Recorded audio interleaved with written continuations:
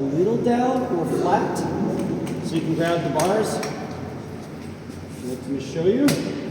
Hold on, get my rules. Okay, you good? Okay.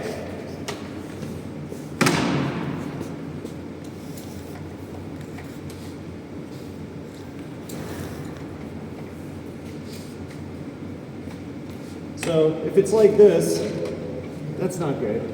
And if you crash, it's actually kind of dangerous. When I used to race juniors, this is one thing the officials would check. You had to have plugs in here, and it had to be pointed up. If it's like this, maybe you have some old guys who come to your shop. Yeah.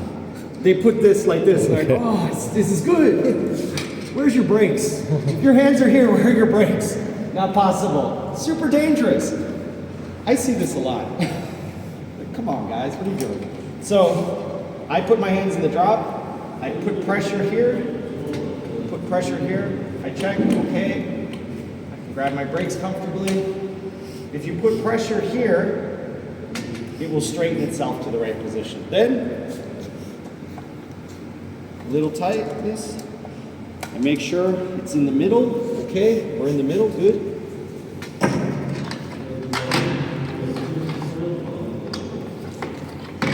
I look for the torque setting.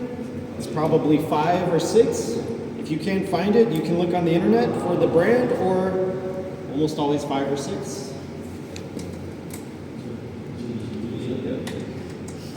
Again, don't tighten one at a time. Don't tighten all the torque at one time. A little, a little, a little.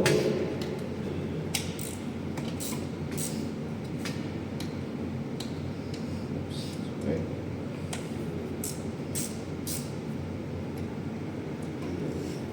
And X pattern is good.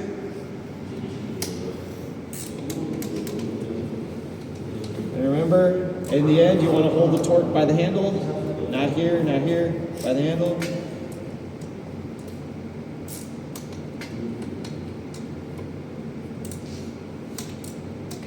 Okay, so that's all done. So I know this is finished. Next, kind of do this, see if it's moving, not moving. If you want to do a good job, you can quickly just check 6 Newton meters. Cool. Then I'm going to make sure first the headset is tight. How do I do it? Grab the front brake. If you feel jiggle, jiggle, jiggle, that's not good. You can do this too.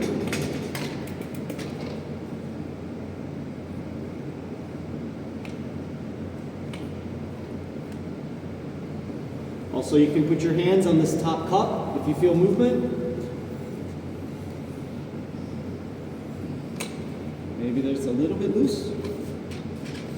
If you feel a little movement. If you have, one more thing you can check. If you have spacers underneath like this. If you can turn the spacers, if you can move these spacers, it's an easy way to test. If you can move, it's too loose. This is a really easy test. When I go to some bike shops, I just do this test. You can see very easily. If it's a round spacer, if it's a new square integrated, you can't check that way. Okay.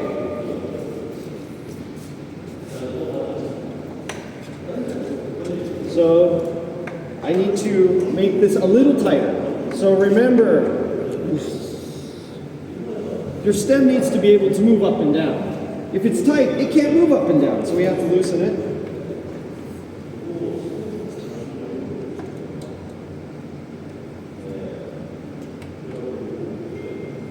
Add a little bit more. Okay, good. Also, it should still be able to turn freely. Maybe that's still a little bit loose.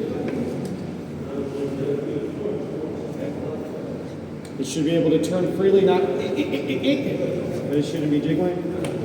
Okay, then I'm looking at the stem, I'm looking at the tire. Sometimes if you're in the back in your repair area, if the light is coming from one side, it looks straight. You go to the other part of the shop and the light's coming from this side, it doesn't look straight. So sometimes I'll check here, walk a little bit, check here, just to be sure. Also, I'm getting a little older. My eyes don't work as well. So sometimes I'll ask my young worker, help me. Again, a little bit of torque. Checking the torque setting. Okay, it's 5. Cool. Should be 5. Maybe it's 6. 6. Okay.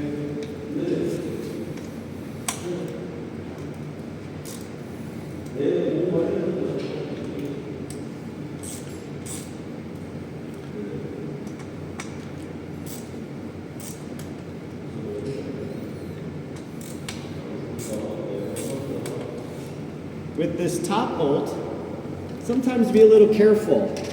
If your steer tube is not going up high enough, your top bolt will get tighter, tighter, tighter, and it will crack your steer tube. So make sure your steer tube is always going to at least just above this bolt. You shouldn't have more than a few millimeters of gap between the top of the stem and the steer tube.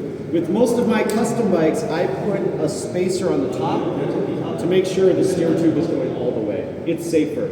If your steer tube ends here, it's going to break. It's not safe.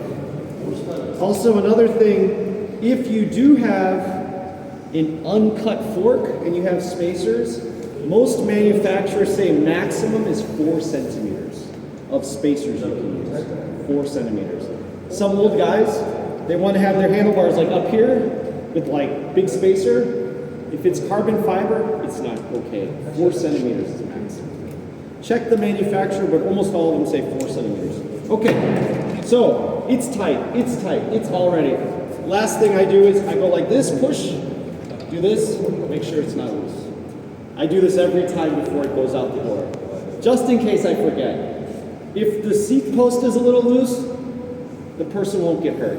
If this is loose, they can get very hurt. So always, check it. It takes 1 second. Okay, so that's done. Next, it's on the ground. I can check the seat. Okay, it's square. It should be right. Okay, so guys, with your bikes, please check your front ends. Make sure it's safe. Check this torque. Don't check this torque, because we know this is kind of has a problem.